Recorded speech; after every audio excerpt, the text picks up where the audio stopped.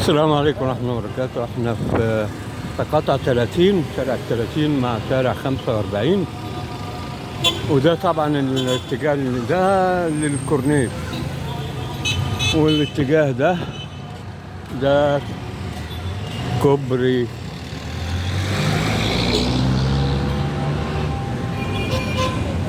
انور السادات 45 سابقا.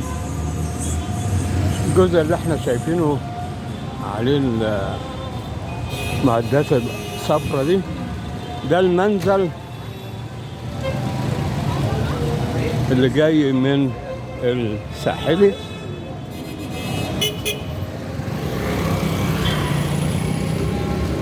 طبعا نسينا نقول ان قافلين هنا عشان الشغل بتاع الكوبري، يعني الجزء ده مقفول، الناحية التانية ده كله مفتوح، لكن الجزء ده مقفول. ادي المنزل ده اللي جاي من الساحلي. على يمينه في ناحية كده معرفش هنقدروا نجيبوها كده منخفضة شوية، دي اللي رايحة الساحلي. يعني انت لو جاي من 45 او انور السادات ومحتاج تطلع الساحلي، هتطلع الكوبري او الطلعة اللي جنب المنزل ده.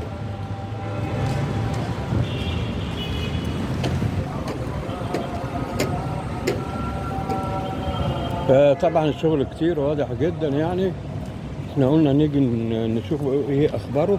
بصراحة اخر مرة كنا هنا ما كانش في حاجة من دي خالص، المنزل ده ما كانش لسه فيه اي شغل، كان يا دوبك بيعملوا الخوازيق بتاعت الاعمدة.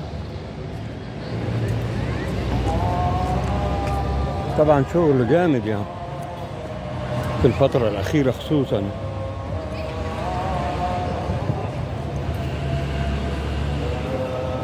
لا اله الا الله سيدنا محمد رسول الله، لا حول ولا قوة العلي العظيم. ده بقى المنزل اللي جاي من في طبعا لسه هنا اهو في اعمدة هنا، بقية المنزل تقريبا، او يعني الجزء الاخير من المنزل بتاع الكوبري.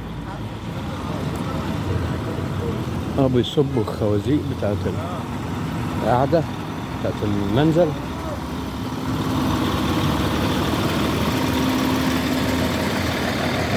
ما شاء الله لا قوة الا بالله.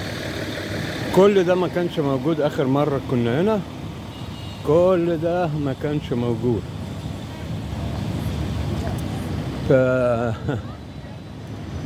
والطريق طبعا يعني غير الكوبري الطريق كمان اتعمل فيه شغل جامد،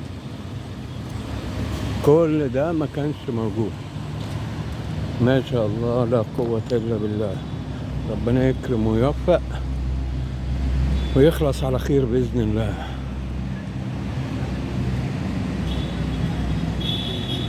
شوف بقى الوسع هيبقى عامل ازاي. كل ده يعني أغلبية العربيات اللي ماشية دي كلها هتطلع فوق الكوبري. الجزء اللي ماشي على اليمين ده يعني هيتقسم جزئين، جزء اللي عايز يخش مصطفى كامل يحود يمين مصطفى كامل، وجزء اللي عايز يطلع على الكوبري عشان يوصل للساحلي. والطريق هنا الجزء اللي احنا ماشيين عليه ده طبعا طبيعي هيتعمل هنا جزء رصيف، وكل ده هيبقى واسع، وبرضه تحت الكوبري هيبقى فيه إمكانية إن الناس لا هيتقفل هنا بقى المطلع بتاع اللي جاي من 45 سادات 45 هنا اهو طالع على الكوبري المنخفض ده، طالع على الكوبري عشان يوصل للساحل.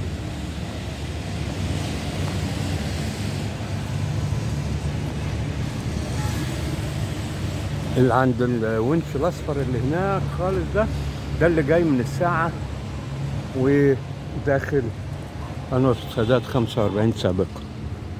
فطبعا يعني هيفك أزمة خطيرة في المنطقة دي، هيفضيها تماما يعني.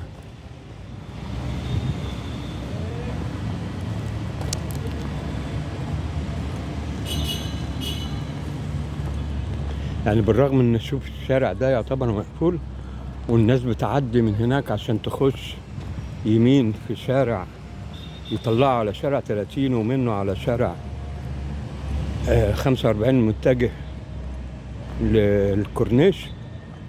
فيعني كمية الحركة اللي على الطريق تعتبر يعني منتظمة، بالرغم ان لسه طبعا الكوبري ما اشتغلش. يعني بص الكوبري ما شاء الله هيعمل فرق هائل، هيغير المنطقة دي كلها ويخفف أي تقاطع، هيلغي تقريبا كل التقاطعات، مش هيبقى فيه أي تقاطع، والمنطقة دي هتبقى المرور فيها انسيابي سهل، مفيش زحمة، مفيش حرق بنزين وغاز كمان. فيعني كل ده ما كانش موجود آخر مرة كنا هنا. ده المنخفض ده اللي طالع على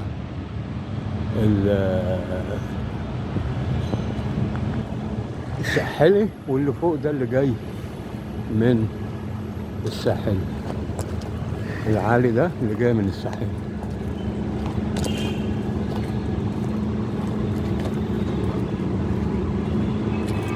ما شاء الله لا قوة إلا بالله. إن شاء الله اللي جاي أفضل. كل ده ما كانش موجود آخر مرة كنا هنا. إحنا كنا هنا من حوالي شهر ونص ولا حاجة، شهرين. كل ده ما كانش موجود. فواضح إن الشغل كان جامد قوي في الفترة الأخيرة دي.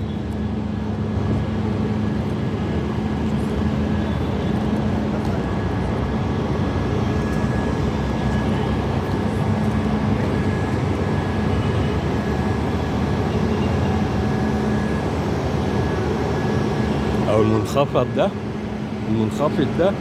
ده اللي طالع على اتجاه الساحلي، العالي فوق ده اللي لسه ما اكتملش، ده اللي جاي من الساعة وهيخش هنا، هيلحم هنا في الجزء ده ويعدي يكمل في اتجاه الكورنيش.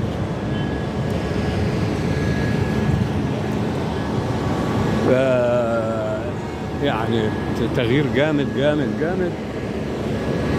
في المنطقة. وركبوا طبعا الكامر الستيل اهو في المنطقة اللي هي الحواديات دي، اللي هي طبعا كاميرات منحنية، فالأفضل تبقى بريستريست ستيل، يعني كاميرات منحنية سابقة الإجهاد. يعني الحديد نفسه برضو بيعملوا عليه إجهاد قبل ما يجمعوه مع بعض. فده يعني فكرة عامة عن اللي بيحصل. طبعا احنا قرب المغرب لسه مدا من شوية، فما شاء الله لا قوة إلا بالله. المنظر جميل. احنا عايزين نعدي الناحية التانية برضو، نجيبوا الناحية التانية في ايه، بس في شغل، ناس بتعدي بس ايه نحاولوا.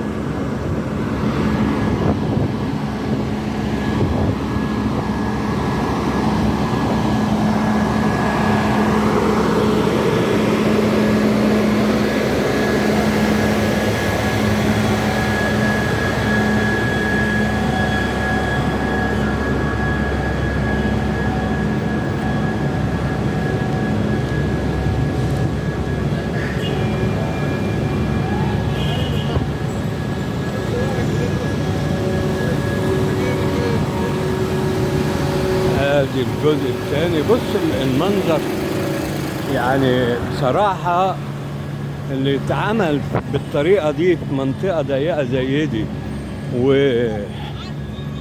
ويعني إمكانياتها تعتبر محدودة من ناحية المساحة. بص المنظر، ده اللي جاي طبعا من الملاحة والمعمورة وكده، جاي على ناحية الساعة، هيعدي على طول، مفيش اي معوقات في السكة لغاية الساعة. اللي جاي من الساعة هيركب الكوبري اللي هناك ده ويطلع منه في اتجاه شارع 45. هيقابل اللي جاي من الساحلي، بس الساحلي هيجي منخفض، التاني ده هيجي مرتفع اللي جاي من الساعة. فالمهم ان يعني الوضع مختلف تماما عن اخر مرة كنا هنا. ما شاء الله لا قوة الا بالله. ده اللي جاي من الملاحة، وانا معرفش ده بيخش يمين يعني اتجاهه ايه بالظبط. هل ما اصل لو داخل هيخش على 45 ما كان دخل ارضي او سطحي ودخل يمين، فما اعرفش اتجاهه ايه ده بالظبط. فعلى كل حال اللي فوق ده اللي جاي من الساحلي بيلحم فيه جزء هنا هيكون ستيل برضو، كاميرات ستيل، واضح انهم سايبينها عشان لسه هيركبوها، ويكمل لغاية الكورنيش. ما شاء الله لا قوة الا بالله. المنظر جميل جميل جميل يعني، والشغل يعني المنظر مش مجرد منظر، يعني الشغل اللي اتعمل جامد جامد جامد يعني.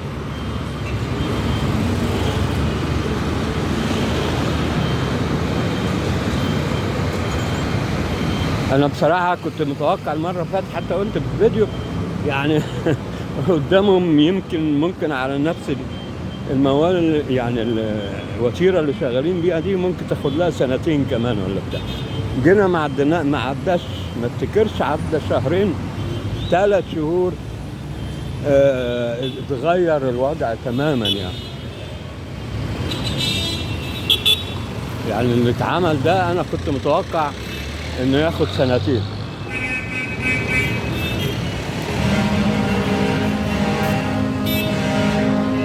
على نفس السرعة اللي كانوا شغالين بيها.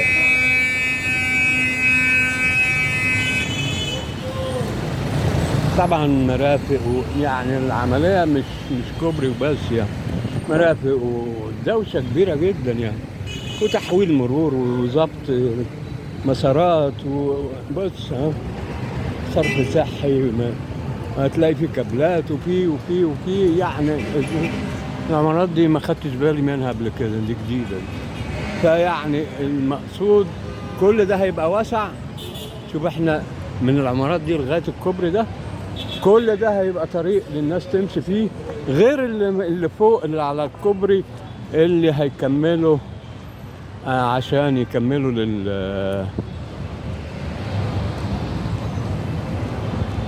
للساحلي. فما شاء الله لا قوة الا بالله، الشغل جميل.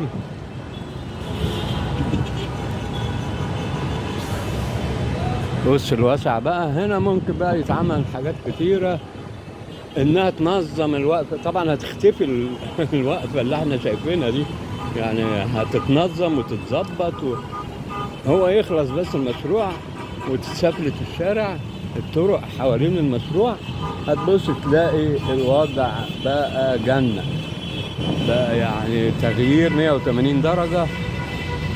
وطبعا هيحصل تشجير بعد ما يخلصوا، يعني الوضع هيبقى مختلف تماما تماما تماما عما كان عليه قبل كده. مناظر تفرح الناس، لازم برضو تفرح بالحاجات دي، لان الحاجات دي بتتعمل مرة في العمر وما بتتعملش كل يوم. وكل خطوة من الخطوات دي هي تقدم بطريقة ما، وبتساعد على النمو الاقتصادي. والنمو الاقتصادي بيجيب فلوس، الفلوس دي الدولة منها بتزود بقى مرتبات وأسعار.